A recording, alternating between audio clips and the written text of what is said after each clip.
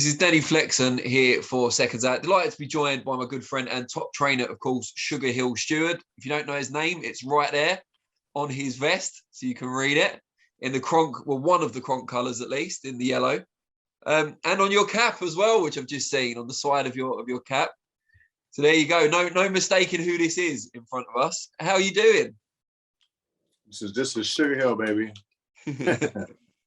And you're in Birmingham. You're on our fair shores in the UK, but not in Morecambe, as we're used to seeing you up in the home of the Gypsy King, but working with Olympic medalist Ben Whittaker as he embarks upon his pro journey in Birmingham. How are you finding it?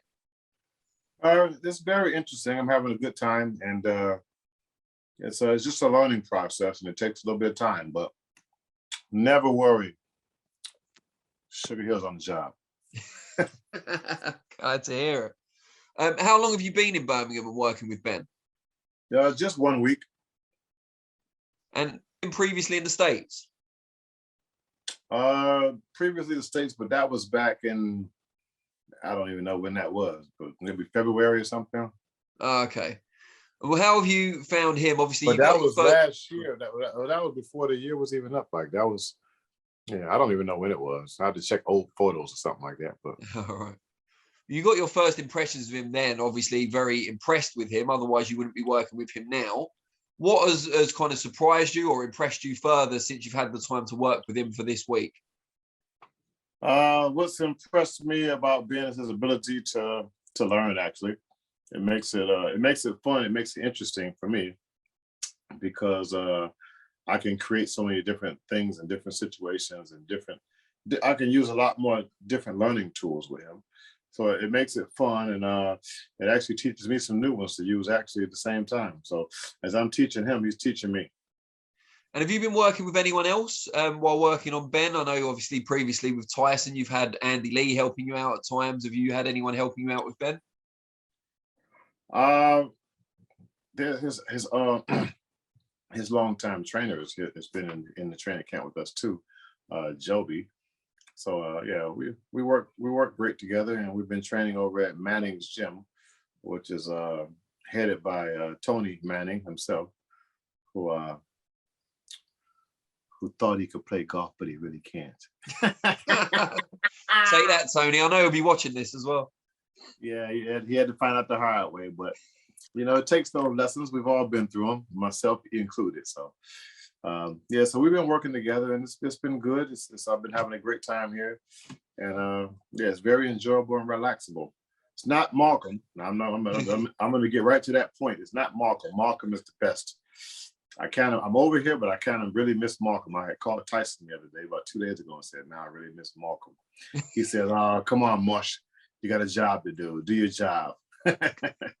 Brilliant. You talked about working with Joby Clayton there. He's obviously in recent times been in camp with Anthony Joshua. Have you guys discussed kind of Fury and Joshua between you, your quieter moments? No, I don't talk boxing that much like that. I like to talk other things. I'm not a boxing historian. I know my job very well, and I know the sport, but I don't sit up and talk boxing all day. Never have, never done it.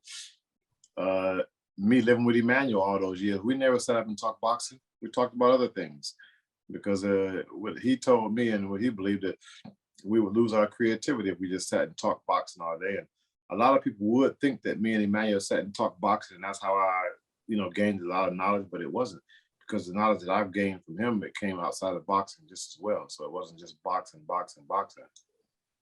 The relationship that you had with Emmanuel, do you have that now, like you filling his role with anyone else? Are you mentoring someone? I am, but not in that sense. That was like my father, period. Like, so it's not even nothing I could even imagine being close like that. That he was with me, been knowing me since birth and watched me grow. So he knew a lot about me, which I don't know a lot about, the fighters that I'm working with now, because these are new relationships. So I couldn't even say it's any comparison at all. Let me ask you a bit about Ben Whittaker. We all saw his skills going through the GB squad, culminating in that medal at the Olympics last year.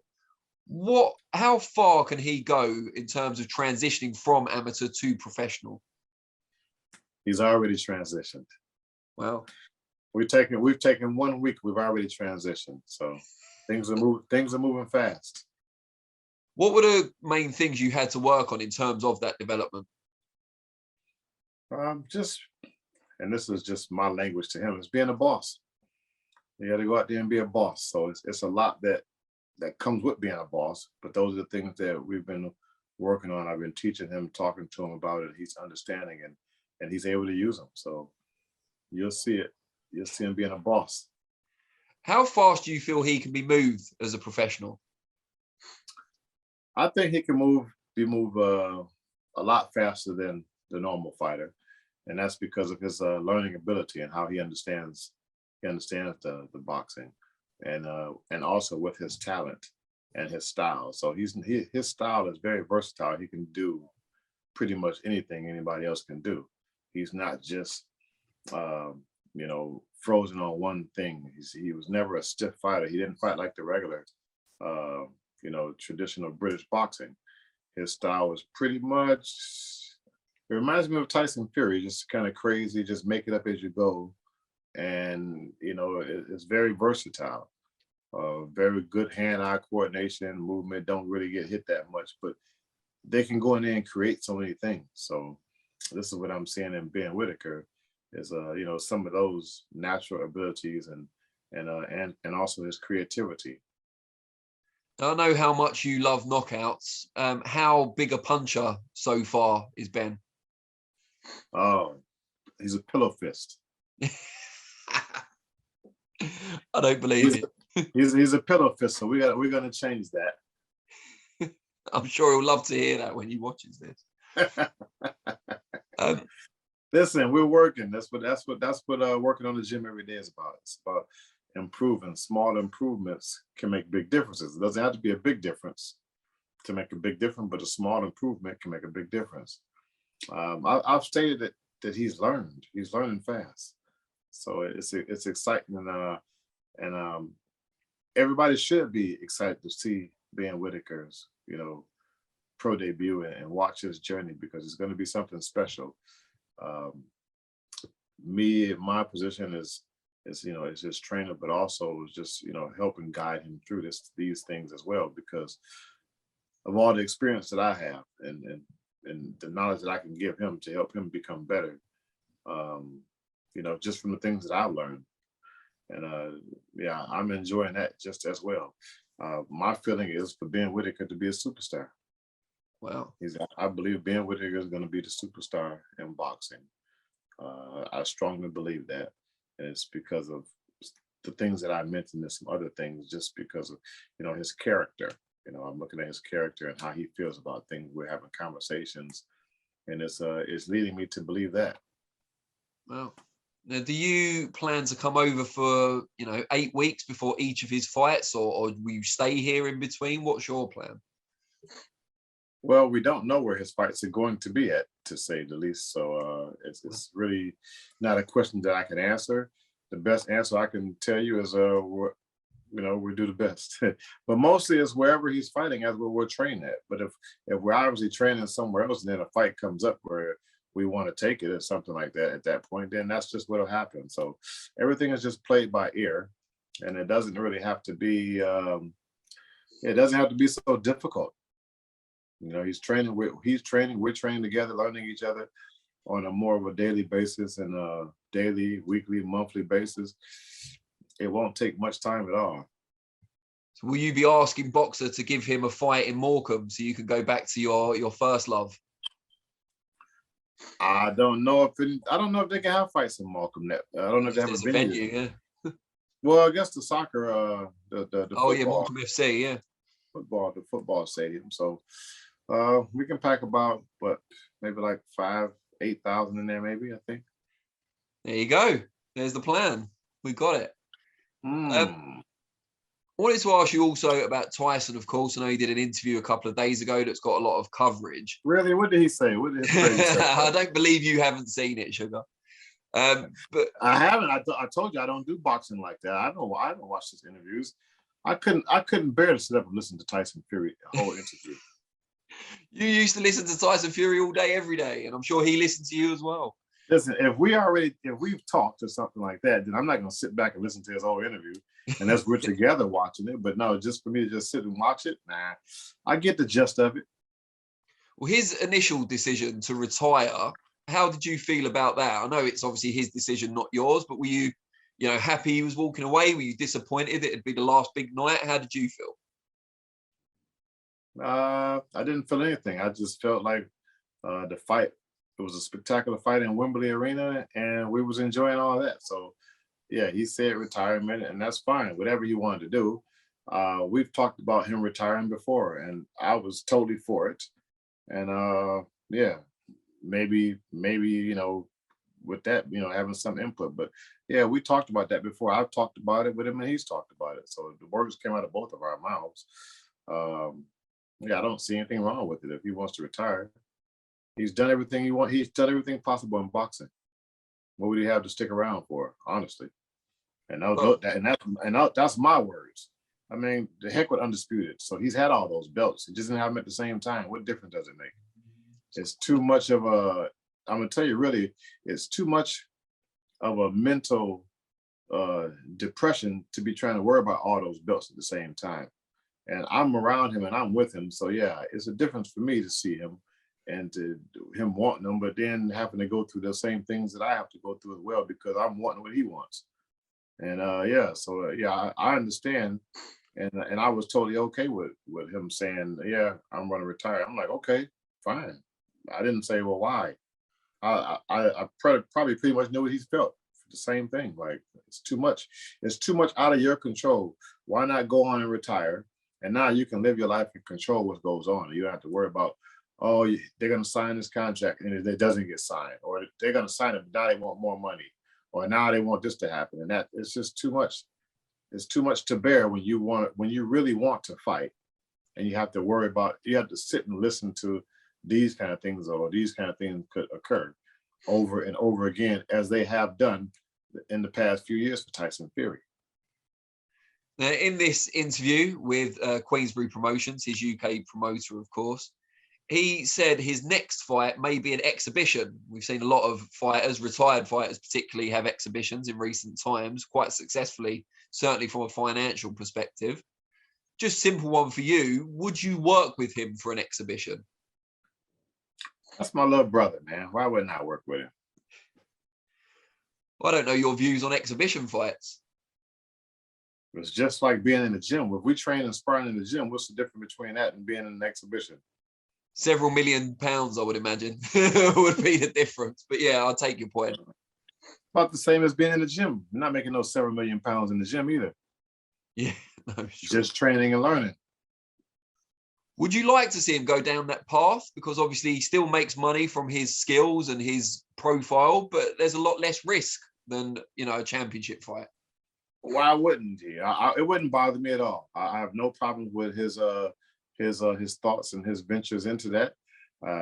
I wouldn't down anybody for that matter, because honestly, 100%, I mean, this boxing is a sport, but even before that, it's entertainment. So these fighters, if you can go on and entertain, then for him being in the position that he's in now is because he's an entertainer. He's a heck of an entertainer. I mean, you look at this last fight, and this is just not to put anybody down, but Tyson Fury can sell it.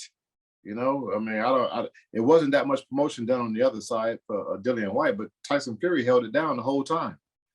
And that place was jam-packed. So, I mean, something like that, it's like, that's an entertainer. He's out there singing. They just did a duet with the American Pie. Don McLean. Yeah, just done a duet. This man's all over the place. He's done on reality shows and everything. He's an entertainer. So he's done wrestling. So and he may still go back to wrestling. Listen, so I mean that's entertainment. So he's staying in shape. He's staying busy. He's staying mentally, focused and on top. And if entertainment fancies him, then please entertain. Maybe he'll get off into some movies or something. Possibly. Let me ask you before we move on this. Be completely honest now. Do you feel Tyson Fury's a good singer?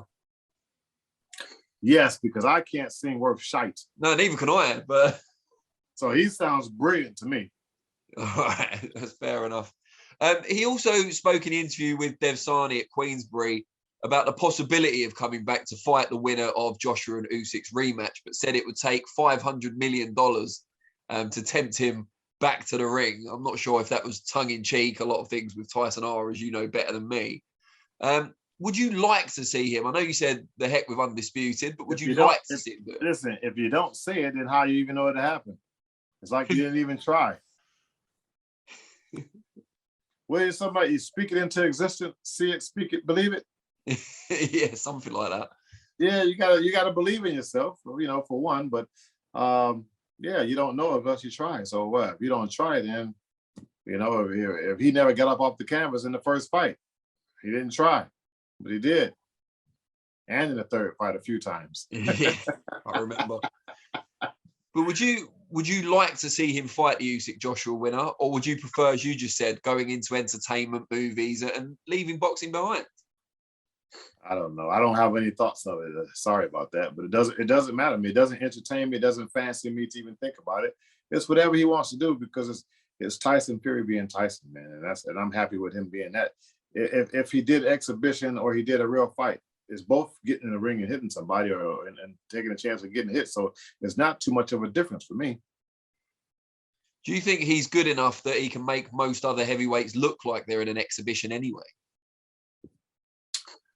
Well. Listen, I do think Tyson Fury is good enough. I think Tyson Fury is good enough to fight maybe 4 men in one day. Don't give him any more ideas. We'll be seeing that on our TV soon enough. Let me ask you this. Aside from Tyson, who do you consider the best heavyweight in the world? Oh, shoot. I'm sorry. Say that again. All I heard was heavyweight champion of the world. And no. So aside from Tyson, all I heard you say was heavyweight champion of the world and Tyson Fury. But I'm sorry. Did you say anything else? Aside from Tyson Fury, who we are considering, at least by his word, retired as it stands, who is the best heavyweight in the world?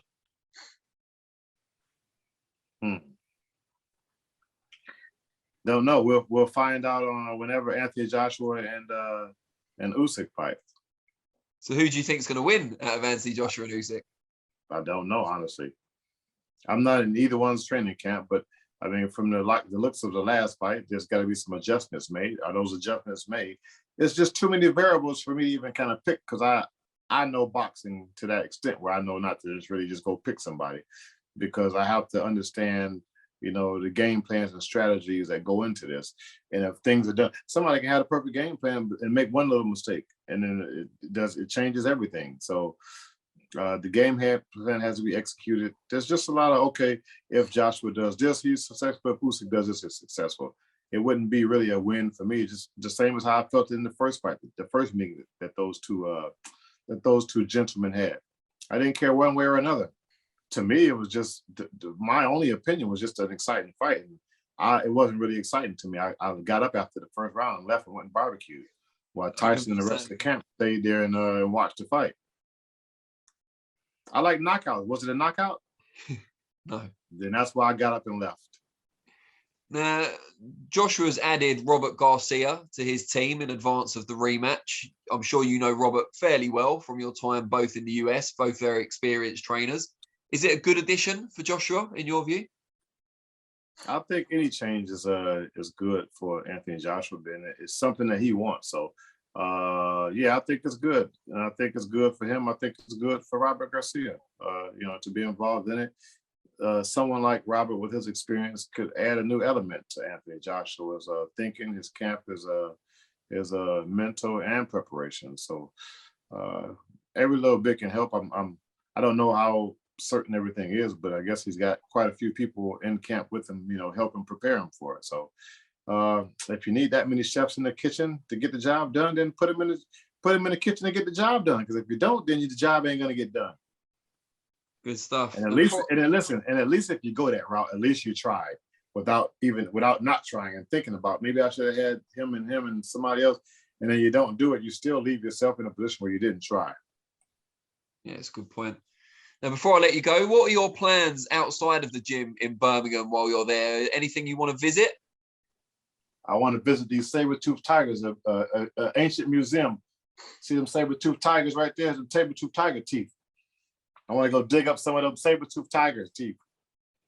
Good stuff. Are you a Curry fan, Sugar? A what? A Curry fan. Is that what Tyson was saying to Ngannou at the end of the fight? He said, "I want to see a Curry." Are you saying that something like that? Because I don't know. Yeah, because I don't know what you're saying. I don't want to be put in the trick bag like he was that night. in Birmingham, they've got Curry Mile, where they have the best curry restaurants or Indian restaurants in the country. So that might be something worth sampling for you. So what you should have said was curry food. Yes. So I'm listening to. I'm a real good listener. So I'm listening, and I'm like, nah, it sounds like I've heard that trick before. No, I'm not trying to trick you. I think you might enjoy it. Yeah, I like all types of food. So I'm a food fanatic, a little bit of a critic, but being a former chef as well. So I do like it. And I enjoy different foods. Good stuff. Well, there's my recommendation for you anyway. I hope it works out. I've had some since I've been here. I did have some is it Indian food? Yeah. Yeah. Was it tikka? Oh, you had chicken tikka? I got sick, so I'm not eating that no more. I was sick for 2 days. I woke up in the middle of the night throwing up and everything. Threw up about 8 times. Yeah, no more chicken tikka. This is why you prefer Morecambe. Yes, Morecambe, I know what I'm getting. Stick with the seafood. Yeah. I know what I'm getting. Yeah, I tried fish and chips here too, the chips. I couldn't find a good chip. So I don't know if it was the fish and chips or the chicken tikka that night because I had both. All right. I had both. No, I had the chicken tikka the night before, and then the next day I had I had the fish and chips first, and then I had the tikka. But I don't know which one done it. And I'm always trying to replay things in my head on what happened, and I'm trying to figure out where did I go wrong, how did I get sick? Because I know what I ate. So I'm thinking maybe it was the fish chips, or maybe because the fish shop was closing, the chip shop was closing, and I got maybe an old piece or something, or was it tikka? I don't know, but since then I've stayed away from both of them. I don't want to see or look at or smell neither one of them. And I love me a good fish and chip, but maybe I just have to wait and trust when I go back to Morecambe to get that crunchy, light, fluffy batter with some nice crunchy chips on the outside and a softness on the inside with tartar sauce. I think the Morecambe Tourist Board should employ you, Sugar. I've never heard someone talk about Morecambe so lovingly as you do. Listen, it's a beautiful place. I love it. I mean, I like the big city. I come from the big city, but I do love being out there in Morecambe, looking at that water 2 times a day, watching the tide rise and fall on my way to the gym and from the gym. I can't miss it. It does sound lovely, to be honest. Really, really appreciate your time, Sugar. It's always an insight, and enjoy your time in Birmingham. Obviously, no more curries, but aside from that, I'm very eager to get off the Zoom call with you because I saw a message from Tyson Fury, so I don't know what it's about. You're teasing us. You're teasing us. No, I'm not. I could when we was on it, baby, about like 10 minutes ago. I don't know if he's watching the show or something. I don't know, but he sure did. He sure did message me. He's telling you about his exhibition coming up with Jake Paul. There's probably some good news. So we done it.